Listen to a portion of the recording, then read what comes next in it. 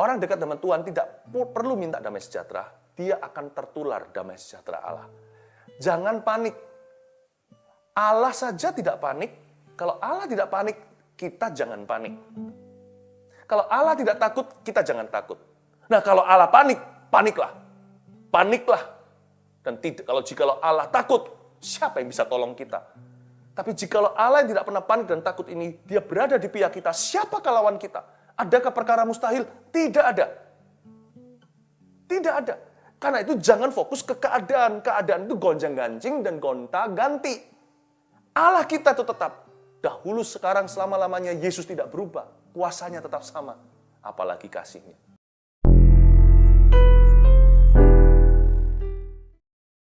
Di mana ada hadirat Tuhan, di situ ada kobaran api. Seperti murid-muridmu perjalanan ke Emmaus tidak menyadari bahwa Yesus yang berjalan dengan mereka. Ketika hati mereka berkobar-kobar, ketika roh mereka menyala, mereka baru sadar ternyata yang bersama dengan mereka adalah Tuhan Yesus sendiri. Terima kasih, hati kami bisa merasakan hadirat-Mu sekalipun mata kami tidak bisa melihatnya. Terima kasih Engkau mengundang kami ke meja makan-Mu, menyediakan hidangan di hadapan para lawan. Kami tahu ya Tuhan Yesus, Tuhan punya rencana dalam kehidupan kami. Tuhan belum selesai dengan masing-masing kami. Nyatakan pribadi-Mu, berikan firman-Mu, sehingga setiap kami hari ini bangkit dari situasi kami yang terpuruk. Setiap kami juga ya Tuhan bangun dari tidur pulas rohani kami. Setiap orang yang mati di dalam hati Kau bangkitkan kembali. Sampaikan firman yang sama yang menciptakan bumi, menciptakan suatu keajaiban dalam hati kami masing-masing. Demi nama Yesus. Amin. Ambil Alkitabnya, kita makan firman. Sebuah pesan di Filipi pasal 4, ayat 4-8. Ya.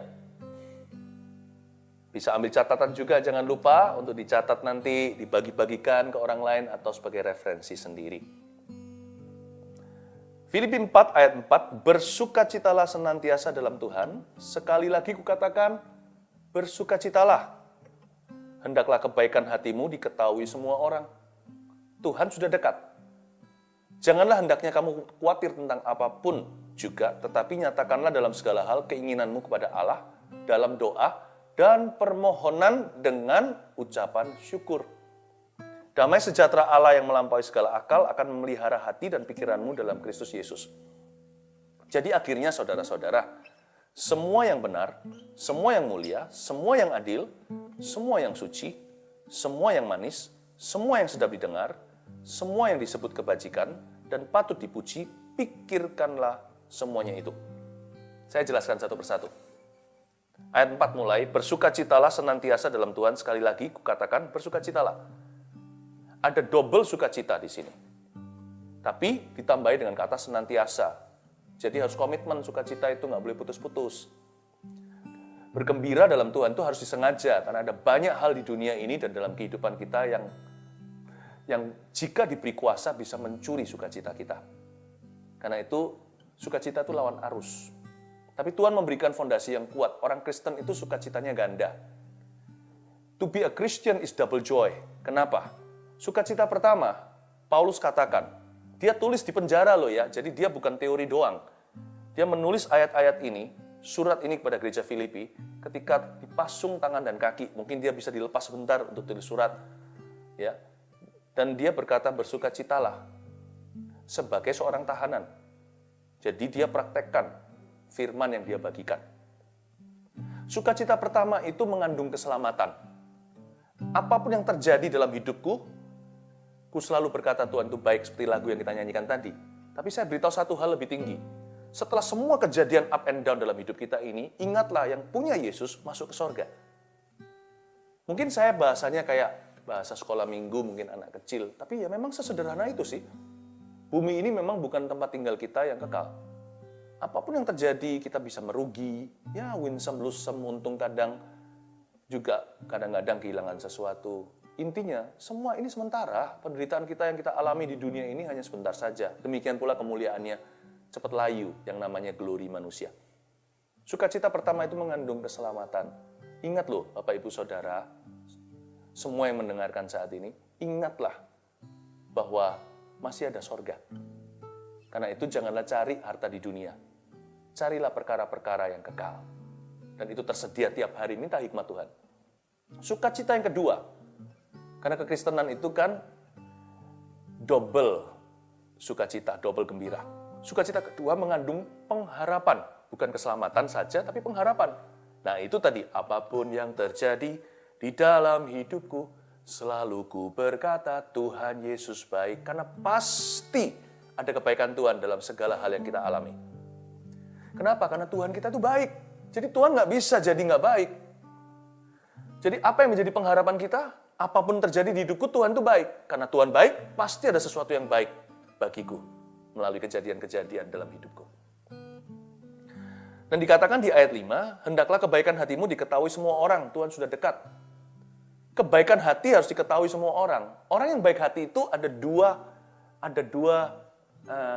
sifat. Yang satu, hatinya seimbang. Orang yang baik hati itu balance hidupnya.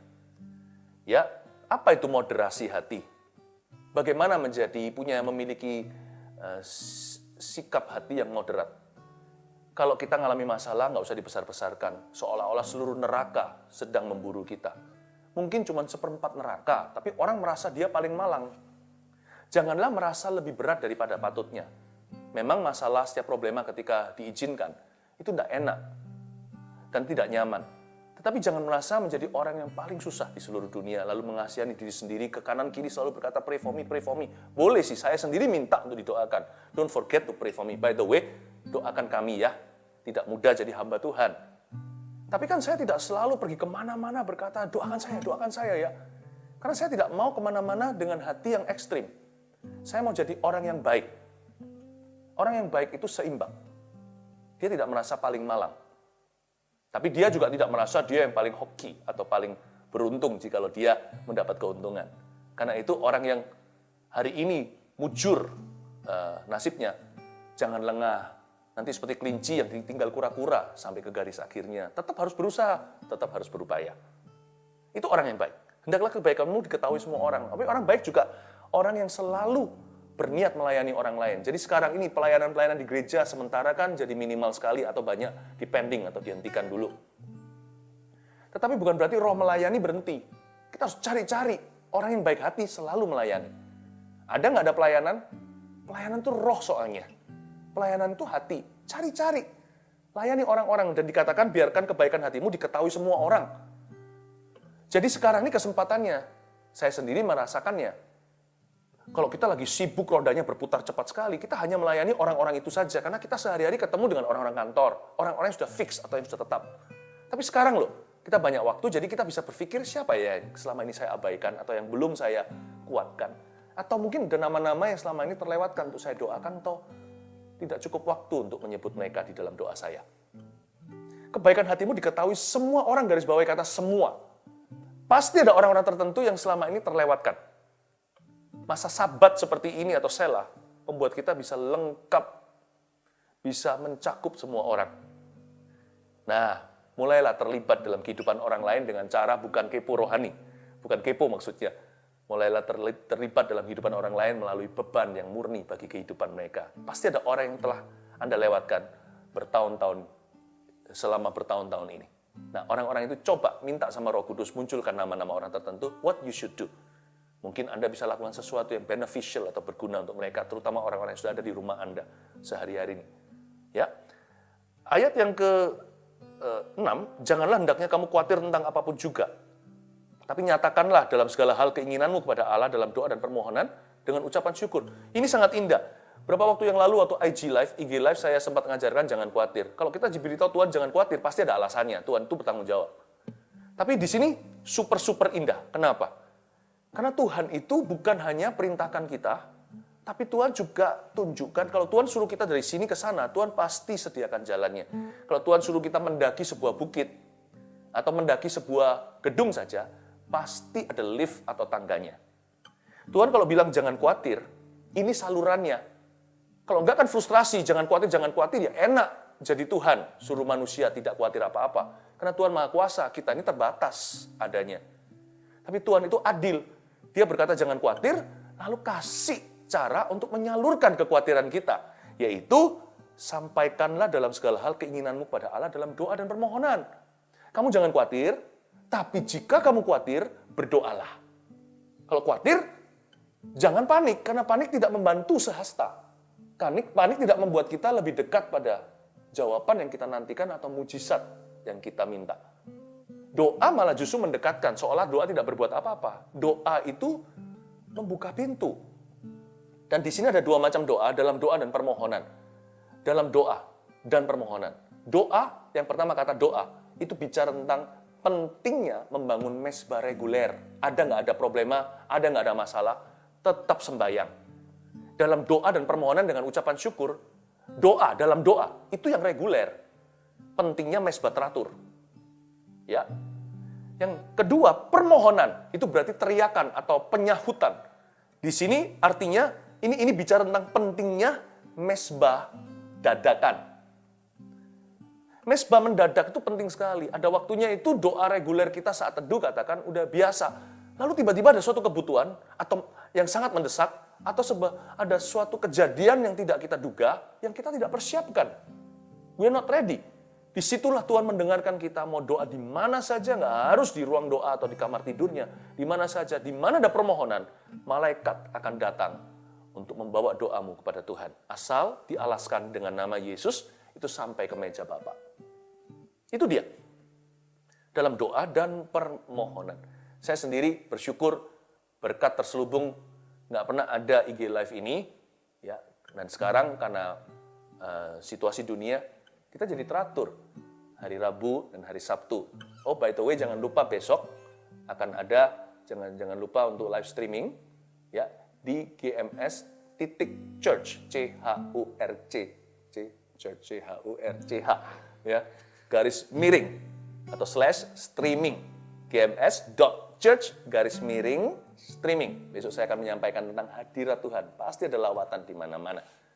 Rabu dan hari Sabtu seperti ini. Saya tidak tahu sampai kapan sih, nanti kalau semua sudah resume normal, ya mungkin kita kembali kepada doa reguler atau ibadah, acara di gereja. Bukan seperti, ya ini sekarang ini bentuknya seperti permohonan sekalipun teratur Rabu dan Sabtu, ya kan? Kita harus memikirkan cara untuk terus menemukan wadah, supaya kekhawatiran itu ditaruh di atas mesbah. Kekhawatiran jangan ditempel di hati. Semakin ditempel di hati, nanti jadi penyakit. Lalu otak kita jadi bodoh, karena orang yang panik tidak bisa melihat solusi. Dia selalu lihat lubang donat, bukan rotinya. Khawatir itu taruh di mesbah. Khawatir itu jangan ditempel di hati. It's a very bad patch kalau diletakkan ditempel di sini. Ya. Lalu janji Tuhan adalah kalau kita berdoa dengan doa dan permohonan dengan ucapan syukur, damai sejahtera Allah yang melampaui segala akal akan memelihara hati dan pikiranmu dalam Kristus Yesus. Damai sejahtera Allah yang melampaui segala akal akan memelihara hati pikiranmu. Tuhan tidak memberikan Anda dan saya damai sejahtera. Tuhan tidak pernah dikatakan di Alkitab damai sejahtera dari Allah. Dia berikan untuk memelihara hati pikiran. Bukan. Kalau coba baca dengan seksama, damai sejahtera Allah. Bukan damai sejahtera dari Allah, damai sejahteranya Allah. Wow. Gini loh. Damai sejahtera itu dosis yang paling murni dan tertinggi adalah dekat dengan Tuhan. Orang dekat dengan Tuhan tidak perlu minta damai sejahtera, dia akan tertular damai sejahtera Allah. Jangan panik. Allah saja tidak panik. Kalau Allah tidak panik, kita jangan panik. Kalau Allah tidak takut, kita jangan takut. Nah, kalau Allah panik, paniklah. Paniklah. Dan jikalau Allah takut, siapa yang bisa tolong kita? Tapi jikalau Allah yang tidak pernah panik dan takut ini, dia berada di pihak kita, siapakah lawan kita? Adakah perkara mustahil? Tidak ada. Tidak ada. Karena itu jangan fokus ke keadaan. Keadaan itu gonjang-ganjing dan gonta-ganti. Allah kita itu tetap. Dahulu, sekarang, selama-lamanya Yesus tidak berubah. Kuasanya tetap sama. Apalagi kasihnya. Kalau kita memandang pada Tuhan, kita akan berjalan di atas air. Kalau kita merasakan badai taufan, kita akan tenggelam. Pilih hari ini, imanmu berpaut kemana? Saya memilih dalam segala keadaan. Bukan cuma berkata Yesus baik. Saya memilih to believe and not to doubt. Saya memilih untuk yakin, bukan untuk ragu. Karena orang yang yakin akan happy. Orang yang ragu akan stres setengah mati. Ya? Itu dia. Saya tidak boleh stres. Kalau saya stres, saya tidak bisa angkat stres orang lain. Anda juga harus berkata pada diri sendiri, saya nggak boleh stres. Saya harus bisa salurkan itu dalam doa. Kalau Anda stres, bagaimana dengan orang-orang yang membutuhkan Anda di kiri kanan Anda? Mari kita kuat dalam kuat kuasa Tuhan dan dalam janji-janji Tuhan. Damai sejahtera Allah akan memelihara hati dan pikiranmu. Apa artinya memelihara hati dan pikiran? Kalau kita mengalami masalah dalam krisis contohnya, damai sejahtera Allah dalam bahasa Inggrisnya will keep us from sinning and sinking. Damai sejahtera Allah akan mencegah kita agar supaya jangan kita berdosa di dalam masalah. Orang dalam problema itu bisa meninggalkan Tuhan. Orang ketika dipepet, ketika dia terhempit, dia bisa berbuat sesuatu yang buruk atau keluar warna asli manusia lamanya. Don't sin under pressure. Damai sejahtera Allah itu memelihara. Damai sejahtera Allah bisa mencegah kita daripada berdosa di dalam masalah dan daripada tenggelam di bawah masalah. Dia bisa mencegah kita berdosa di dalam masalah dan mencegah kita agar kita jangan tenggelam di bawah masalah. Damai sejahtera Allah memelihara. Jadi akhirnya, saudara-saudara, semua yang benar. Tadi kita baca ya, coba sekarang saya go through the list ya. Saya akan jelaskan dengan cepat. Daftar apa saja semua yang patut kita pikirkan. Nah, mari kita berkaca termasuk saya, kita bercermin dengan firman. Pertama dikatakan, saudara-saudara, semua yang benar di waktu-waktu seperti ini perlu menguasai seni untuk menjaga pikiran sendiri. Bagaimana caranya memikirkan semua yang benar? Pagi-pagi hari, bangun tidur, bahkan sebelum mandi, baca firman Tuhan, baca Alkitab dulu. Karena kalau manusia hidup itu supaya dia bisa diberkati, kita harus mendapatkan fakta-fakta yang benar. We have to get, ini artinya semua yang benar, ini pikirkan kata Paulus, ini artinya maknanya begini. Get the facts right. Dapatkan faktanya yang benar. Jangan cepat-cepat percaya semua berita yang beredar. Yang sah, kita harus perhatikan. Tapi yang hoax, jangankan kita jangan percaya.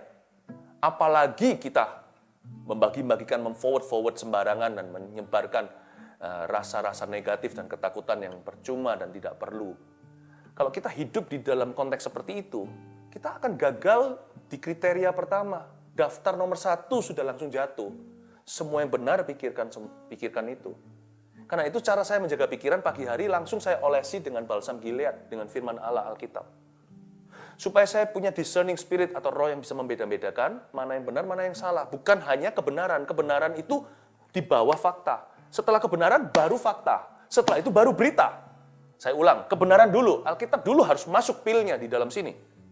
Ya kan? Itu fondasi. Baru make up-nya di atasnya. Setelah foundation-nya sudah ada di wajah. Saya letakkan dulu Alkitab di hati. Maka perkataanmu telah kutaruh dalam hatiku supaya jangan aku berdosa kepadamu. Baru setelah itu saya baca koran, baca berita, lihat berita dan sebagainya. Saya dapatkan faktanya dengan benar. Saya uji dulu, saya tahan dulu, nggak apa-apa nggak.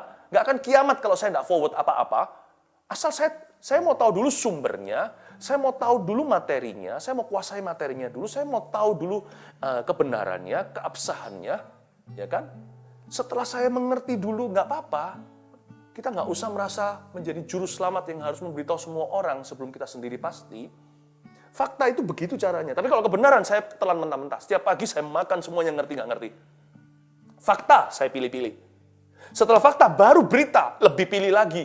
Apa yang saya sampaikan, apa yang saya utarakan, dan bagaimana mempengaruhi sikap saya hari ini.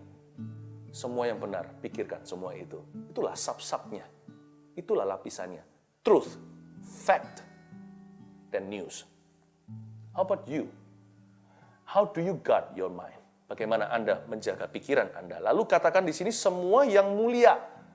Yang mulia di sini bicara tentang pikirkan yang berbobot. Terutama yang ada hubungannya dengan tujuan-tujuan Tuhan. Dalam segala perkara selalu tanya, kira-kira tujuan apa? Tujuan Kristus apa ya dalam perkara ini ya? Baik itu perkara positif atau negatif, pikirkan. Tujuannya apa? Semua yang mulia. Selalu otak kita bisa menetaskan maksud-maksud Allah. Itu dia. Lalu, semua yang mulia, semua yang adil. Selalu pikirkan device, plan, strategies, and methods. Selalu di otak kita itu merancangkan cara-cara, metode-metode, strategi-strategi yang adil bagi semua orang. Yang bisa memberkati orang lain. Otak kita itu nggak boleh merancangkan kejahatan. Memikirkan yang busuk itu jangan. Otak kita itu harus setiap hari menjadi pabriknya Tuhan untuk menciptakan tool-tool dan instrumen-instrumen untuk memberkati orang lain dan memajukan whatever, apapun pekerjaan tangan kita dengan cara positif dan halal. Lalu semua yang suci pikirkan, bukan semua yang dirty. Ini waktunya. Di masa-masa seperti ini banyak mikir tentang Tuhan. Banyak mikir tentang Tuhan. Tuhan melulu. Karena kenapa? Sekarang ini distraction-nya berkurang. Berkuranglah gangguan. Saya punya seorang teman dulu, orang yang buta. Saya tanya sama dia, I wish you could see. Dia bilang, no. Dia bilang, I see something else that you don't.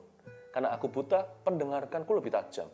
Aku lebih bisa menghargai dan lebih bisa mendengar di balik setiap perkataan orang, huruf-huruf kalimat yang dia gunakan. Saya bisa nangkep maksud hatinya. Saya lebih less misunderstanding other people atau tidak. Saya lebih sedikit salah paham dengan orang. Ini teman di sekolah Alkitab saya dulu. Waktu saya masih kuliah. Luar biasa. Ternyata di masa-masa gangguan berkurang, surga lebih nyata ya. Tuhan lebih nyata. Kok aneh banyak orang menjadi ateis hari-hari ini? Bukannya malah justru kita harus tahu. Semua nubuatan Tuhan terjadi, akhir zaman ini digenapi. Apa yang dikatakan firman itu satu-satu loh kelihatan tandanya. Sekarang ini hanya simulasi. Lalu semua yang mulia, semua yang manis. Katakan manis. Ya, yang manis. Don't settle for good, always go for sweet. Terlalu banyak makan gula-gula tidak baik buat badan kita, apalagi kalau ada diabetes. Tapi gula-gula rohani, hal-hal yang manis di telinga, didengar. Oh, itu nggak ada buruknya, tidak ada efek sampingnya. Jangan berhenti sampai jadi orang baik saja. Jadilah orang yang manis. Watch your attitude. Perhatikan sikapmu setiap hari. Bagaimana ngomong dengan orang, dengan keluarganya. Bagaimana bicara, menyampaikan maksud hati Anda. Pikirkan cara-cara yang manis.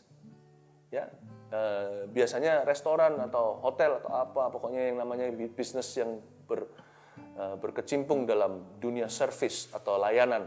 Mereka akan berlomba-lomba dapatkan pelanggan dengan cara meningkatkan pelayanan mereka dari 3 bintang jadi bintang 5, bintang 6, bintang 7. Sekarang waktunya semua toko, semua restoran seperti ini banyak yang tidak buka, hotel juga terbatas dan sebagainya. Sekarang waktunya you provide what the world around you needs. Apa yang dunia sekeliling kita. Orang lain bisa merasa dilayani dengan roh yang manis. Perhatikan orang lain. Semua yang sedap didengar, itu dia. Pastikan ucapan kita membuat adem di hati. Apa yang kita katakan, apa yang kita urusi. Hari-hari ini penting sekali. Apapun profesi kita itu, kita membawa adem dan sejuk di hati orang lain. Saya sih berdoa sih, IG Live, streaming kita, online service kita semuanya itu membawa adem, membawa sejuk di dalam hati. Membawa sejuk di dada, itu saja. Itu yang namanya penghiburan dari Tuhan. Semua yang sedap didengar, pikirkan semuanya itu, bahkan katakanlah kepada sesamamu.